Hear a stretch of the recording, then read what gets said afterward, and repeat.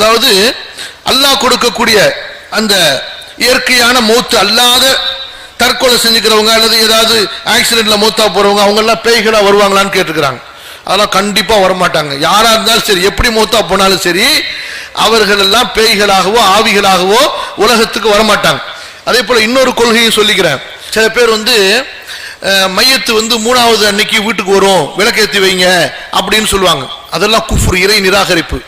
அதே போல சில அவுலியாக்களை பத்தி புகழ்ந்து பேசும்போது, அவங்கள பத்தி ஏதாவது புகழ்ந்து பாடும்போது அந்த அவுலியாக்கள்லாம் கபரு எந்திரிச்சு வர்றாங்க, அல்லது ரசூல் ஸல்லல்லாஹு அலைஹி வஸல்லம் பேர்ல நம்ம எந்திரிச்சு நின்று சலாம் சொல்லும்போது ரசூல்லா அந்த மஜ்லிஸ்க்கு வர்றாங்க.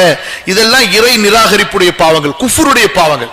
இது ஹனஃபி மذஹபுடைய சட்ட நூல்களிலேயே தெளிவா சொல்லி இருக்கிறாங்க. இது இன்னைக்கு குஃப்ர்னு சொல்லப்பட்டதில்ல.